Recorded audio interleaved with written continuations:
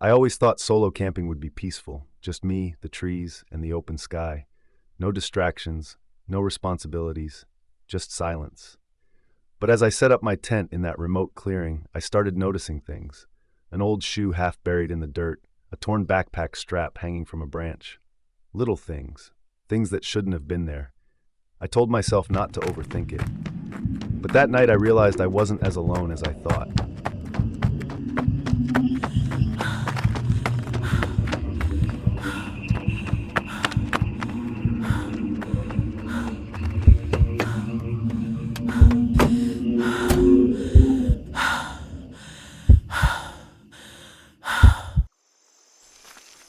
I was on a solo camping trip along the East Coast, something I had never done before but had always wanted to try.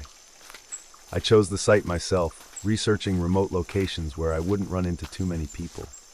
The one I found was perfect, hidden deep within the woods, only accessible by a long hike. When I arrived, I set up my tent in a grassy clearing. The site wasn't well marked, but that didn't bother me. It felt peaceful, untouched. At first, I thought I had the entire area to myself, but as I looked around, I started noticing strange things. Small, scattered objects left behind. A single trekking pole leaning against a tree. A pair of old shoes half buried in the dirt. A torn backpack strap hanging from a low branch. It wasn't normal for campers to leave things behind like this, especially in such a remote area. It was weird, but I told myself not to overthink it. I spent the afternoon relaxing, reading, and enjoying the solitude. As the sun set, I lit a fire and settled in for the night. The stillness of the forest was comforting at first, but after a few hours I noticed something in the distance. Beyond the trees, far away, a tiny flickering flame. A campfire. I hadn't seen or heard anyone nearby, and as far as I knew, there were no other campsites in that direction. Just dense forest. Maybe they wanted to be alone, like me. I told myself it wasn't a big deal, but something about it unsettled me. Hours later, I woke up suddenly. My throat was dry, and I realized I had probably had too much to drink before bed. Grumbling, I unzipped my tent and stepped out into the night air, walking a short distance from my campsite. As I stood there, my eyes adjusted to the darkness. The fire in the distance was still burning, and that's when I saw it, something in between me and the distant flame. A shadow. No, a figure. A cold wave of fear washed over me. My first thought was that it had to be a trick of the trees, just a weirdly shaped bush or branch. But the longer I stared, the more figures I saw. 10, maybe 15, all standing among the trees, all facing me, watching. I felt my entire body go numb. This wasn't my imagination. They were real. I turned and hurried back to my tent, my mind racing. Were they campers? Hunters? Why were they just standing there? My instincts screamed at me to run, but I didn't want to make a noise. I crept back inside my tent and zipped it shut, barely breathing. Minutes passed, maybe an hour, I wasn't sure. I sat in silence, my ears straining for any sound. Then something shifted outside. A footstep, another, closer. I held my breath as the shadow of a figure passed outside my tent. That was it.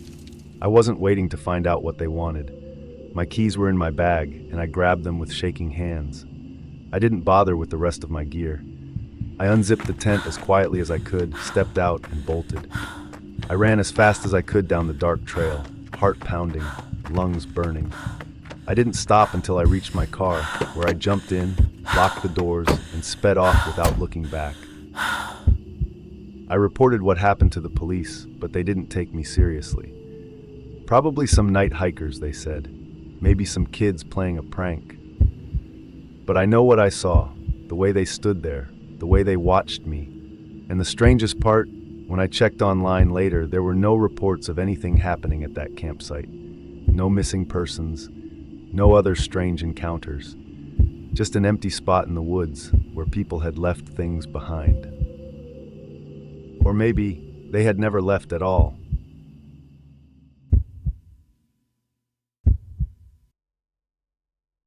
It was early spring when Daniel decided to take a weekend camping trip to clear his mind.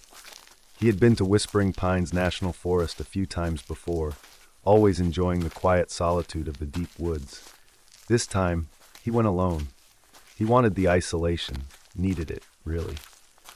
Work had been overwhelming, and he craved the silence only nature could provide.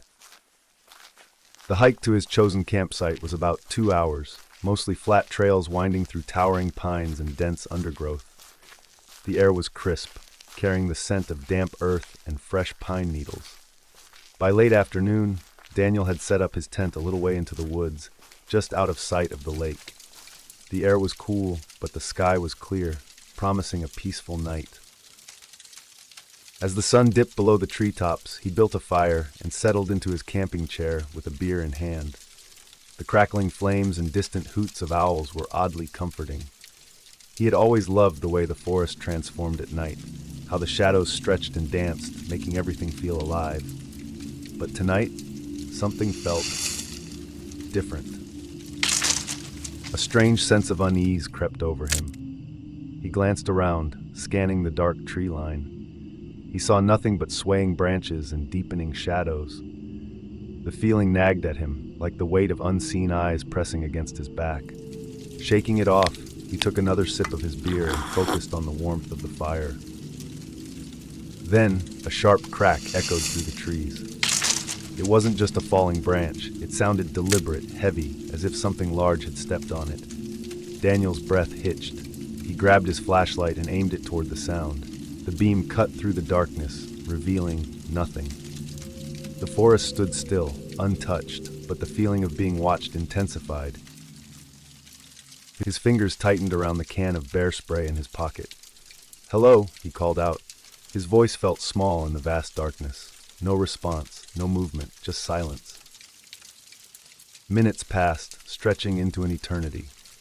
Daniel tried to convince himself it was just his imagination, but deep down, he knew better. He added more wood to the fire, keeping it bright. Every few minutes, he shone the flashlight into the trees, scanning for movement. And then he saw it.